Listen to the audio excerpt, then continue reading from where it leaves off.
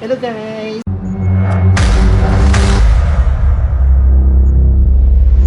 Dahil kakasahod lang, bumili ako ng mga nito kasi nga magluluto ako mamaya or bukas na lang umaga lang ako magluluto para sa baon. So bumili ako ng dalawang bell pepper and then fresh mushroom. Bumili ako ng chicken breast. Ano to siya? Frozen but naka-sale lang siya, tag 10 real. Tag 10 real lang siya guys. 1 kilo na siya, chicken breast. Dalawa yung binili ko, dalawang balot. And then, syempre, magic sarap, pang patimpla. And then, bumili na rin ako ng sabon. Blue na sabon guys. Color blue. Kasi nga, sa mga puti ko na mga damit. Kasi yung mga damit ko na puti is naninilaw na siya. And then, ano ito oh. Nang din may nakita ko na ganito is bumili din ako siya, pampaputi din siya. Parang ano ito, liquid blue ata. Parang anyel ba? Tag 1 real lang to siya guys. Ito naman is tag 50 cents or 50 dirhams. And then ito naman is ang Pantene. Tag 15 lang siya. 15, dalawa na siya.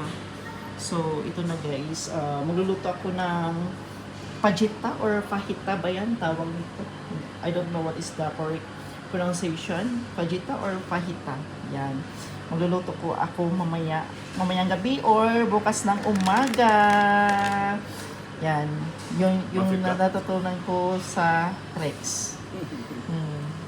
Yan ng mga mare. Shop puno. Karaali daw. Sabi ni Mudir. Sabi ni Mudir, karaali. I don't... karaali. Ha? Hello.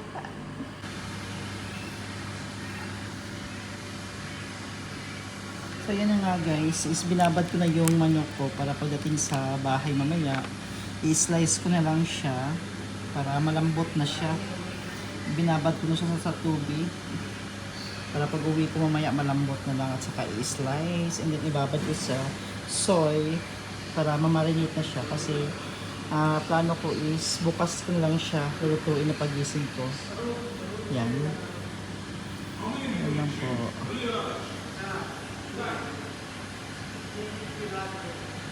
So, maraming salamat po sa inyong lahat sa inyong pagsuporta sa aking channel, sa walang sawang panunood at pagsuporta at pag-comment. Maraming salamat.